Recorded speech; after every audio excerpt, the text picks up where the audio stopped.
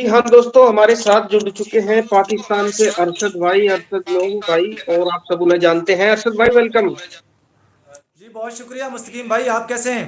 बस मेरे भाई दुआ आपकी। अच्छा तो अरशद भाई, बात करेंगे सीमा हैदर को लेकर। आपने देखा होगा मुस्कान की एक वीडियो आई थी, जो मुस्कान है, और वो जो है उस वीडियो में रो रही थी। तो आपने भी जो है फिर उसके बाद एक वीडियो डाली। तो ये मामला क्या है, इसकी जानकारी चाहिए मुझे। मतलब क्या मामला है, क्या ये चल रहा है? मुस्तकीम भाई, मेरी मुस्कान बहन से बात हुई थी। उन्होंने मुझे कुछ हकायक बताए थे कुछ दिन पहले। कुछ पिछले महीने उनके बेटे के साथ एक डकैती कह सकते हैं, एक वारदात कह सकते हैं, वो हुई थी। जिसमें गन पॉइंट पे उनसे उनका मोबाइल छीना गया, कुछ पैसे छीने गए और उसको मारा पीटा गया, धमकाया गया। और उस वक्त तो हमें ऐसा ही लगा था कि जो है जिस तरह आम तौर पे डकैती होती है, हम लोग वही समझे थे। अब दोबारा उस बच्चे को डराया गया, धमकाया गया है और इसके हस्बैंड को भी डराया गया, धमकाया गया। इनको धमकियां मिल रही हैं, मुस्कान को भी, जिसकी वजह से ये वाजिया होता जा रहा है। और फिर मुस्कान ने मुझे बताया कि उनके व्हाट्सएप पे गुलाम हैदर ने उनको कुछ नाजेबा अल्फाज इस्तेमाल किए हैं, कुछ मैसेजेस किए हैं, उनको बुरा भला बोला है। तो ये वाजिया तौर पे उन्होंने मुझे बताया। देखें, ये चीज़ें सुन के मुझे बड़ी तकलीफ हुई है। और कहेंगे क्योंकि मुस्कान बहन हमारी के पास बहुत ज्यादा शवाहिद हैं सीमा को एक्सपोज करने के लिए। और सीमा जो है वो जो कांड करती रही है पाकिस्तान के अंदर, वो तमाम तर चीज़ों के सबूत उसके पास मौजूद हैं। सीमा के जो भी कांड हैं, इसके पास उनके शवाहिद मौजूद हैं। और हम्म। मुस्कान बहन उनको एक्सपोज करने जा रही थी। और मुस्कान को इसीलिए डराया जा रहा है, धमकाया जा रहा है कि तुम इसको जो है सीमा के केस को छोड़ दो, इस पे बातचीत मत करो। और गुलाम हैदर की भी तरफ से हमें सुनने को मिला है कि उन्होंने ये गुलाम हैदर ने भी उनको डराया धमकाया कि तुम जो उन शाहिद रिंदे या उनके जो फैमिलीज है उनके खिलाफ क्यों जो है वो बात करते हो। देखें, मुझे बताती रही ये तमाम तर चीज़ें कि उनके साथ क्या हुआ है, एक्चुअली क्या हो रहा है। और आपने भी देखा जिस तरह मुस्कान बहन वो गरज चमक कर चीज़ें बताती हैं। तो जो मुस्कान वहाँ हिंदुस्तान में भी कुछ लोगों के पिछवाड़े में मिर्चें लग रही हैं, कुछ पाकिस्तान में भी ऐसे लोग इनको पिछवाड़े में मिर्चें लगी हुई हैं।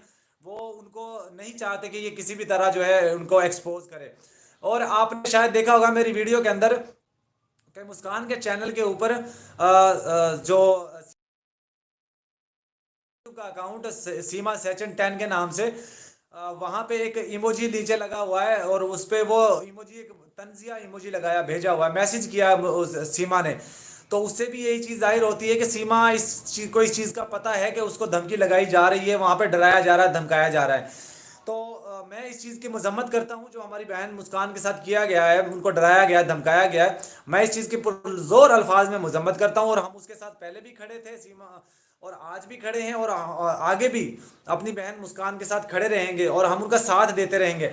लेकिन उन लोगों के लिए, उन गद्दारों के लिए, उन बेगैरत लोगों के लिए एक मैसेज छोड़कर जा रहा हूँ कि उस शर्म हया करो, कुछ बेगैरती की हद कर दी है तुम लोगों ने। एक ऐसी औरत की खातिर उस पाकिस्तानी औरत को धमकी लगा रहे हो जो मुल्क की गद्दार है, जो मुल्क को बुरा भला बोलती है, जो इस्लाम को बुरा भला बोलती है। उसके खिलाफ, उसके तुम लोग फेवर में खड़े हो। और जो जो पाकिस्तान का साथ दे रही है, पाकिस्तान को रिप्रेजेंट कर रही है, उसको तुम लोग डरा रहे हो, धमका रहे हो। शर्म शर्म से डूब मरो और घर में चूड़ियां पहन लो। अगर औरतों को डराना तुम लोगों का शेवा है तो घर में चूड़ियां पहन लो और वो बजाते फिरो। ये मर्दों के साथ टक्कर लो, मर्द तुम्हें बताएंगे कि तुम्हें क्या होता है किसी को डराना धमकाना।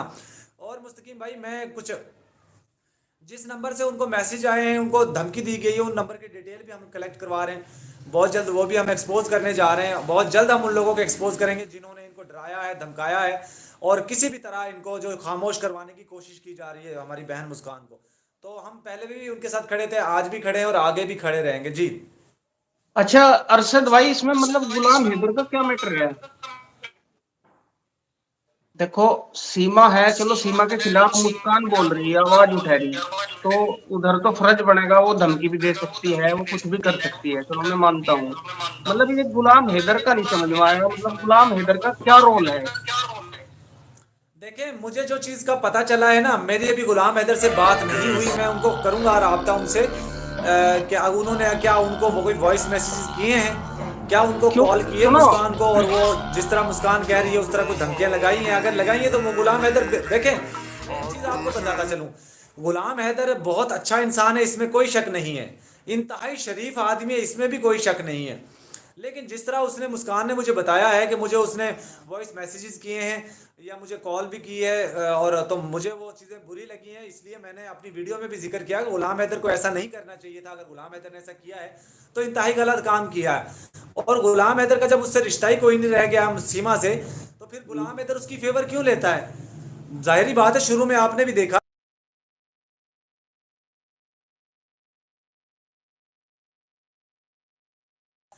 और अब कुछ का मैसेज आता है मैं इसको भी रखूंगा, इसको भी रखूंगा।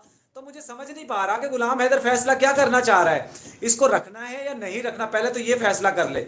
उसके बाद बच्चों के लिए हम लोग आवाज उठा रहे हैं और वो उठाते रहेंगे, चाहे हमारा किसी से कोई भी तनाजा हो जाए, लेकिन बच्चों के लिए हम आवाज उठाते रहें और उठाते रहेंगे। तो इसमें कोई दो राह नहीं है। अब गुलाम हैदर का क्या रोल हो सकता है, ये तो या तो गुलाम हैदर ही बता सकता है कि उसने ऐसा किया है या नहीं किया, या मुस्कान जी तो अपने हमें बता रही है, अपनी वीडियो में भी उन्होंने जिक्र किया गुलाम हैदर का, और मेरे साथ उनकी बात हुई, मुझे भी उन्होंने यही बताया कि मेरी जो उनसे चैट हुई वो भी उनके पास मोबाइल में मौजूद है। तो मैं कोशिश करूंगा उनके साथ जो चैट हुई है, जो बातचीत हुई है, जो उन्होंने कहा है गुलाम हैदर ने वॉइस मैसेज में, वो भी मैं लेके और अपने चैनल पे चलाऊं जी। नहीं अरशद भाई, वो तो बात आपकी सही है, लेकिन गुलाम तो बहुत सीधा भोला आदमी है, आप भी जानते हैं, ठीक है। और जी अगर बिल्कुल वो ऐसी है। धमकी देने के लायक होता तो शायद उसकी बीवी जो है यानी घर ना छोड़ती। अगर वो मतलब थोड़ा कड़क होता या दबंग टाइप का बंदा होता तो आप भी समझ सकते हैं। लेकिन चलो देखेंगे, बातचीत अगर आपकी हो तो इसमें बात तो उनसे ही करी जाएगी, कई मामला जी के नहीं। बिल्कुल, मैं कोशिश करूंगा करके उनसे कुछ हकायक उनकी तरफ से भी लूं, क्योंकि हमने तो अभी वो जो मुस्कान की बात सुनी है ना, तो गुलाम हैदर से राब्ता करके उनसे भी हकायक लेंगे हम कि भाई ये क्या चल क्या रहा है, क्या वाकई आपने उनको ऐसा बोला है या किसी और अंदाज में बोला है। तो मैं कोशिश करूंगा गुलाम हैदर का भी जो पक्ष लूं, उनकी भी बात लूं कि वो क्या कह रहे हैं, क्या सोचते हैं, या उन्होंने कैसे कहा है उनसे। तो ये अभी मेरी बात नहीं हो सकी गुलाम हैदर से, मैं करूंगा उनसे राब्ता जी। और एक बात हो रहा है गुलाम हैदर से, जैसे मेरी बातचीत हुई काफी बार, एक दो बार चैनल पे भी आया वो, उसने कभी यानी कोई मैसेज लिखा नहीं, क्योंकि उस पर लिखना नहीं आता। जी बिल्कुल, बिल्कुल आपकी बात बिल्कुल दुरुस्त है, गुलाम हैदर को लिखना नहीं आता, ये मैं इस बात की मैं भी तस्दीक करता हूँ। जब भी मेरी उनसे बातचीत हुई है, उन्होंने जो लिख कर आप मैसेज करते हैं ना, उसका जवाब वो इस तरह देता है वॉइस मैसेज में, भाई मुझे पढ़ना नहीं, हम्म। या मुझे कॉल कर ले। तो पढ़ना लिखना तो नहीं आता, ये तो मैं समझता हूँ, मुझे पता है। और उसको इतना यूट्यूब और फेसबुक और ये चीज़ें चलाने का भी उसके पास टाइम नहीं होता, और ना उनको उसको बेचारे को इस चीज़ों का पता है।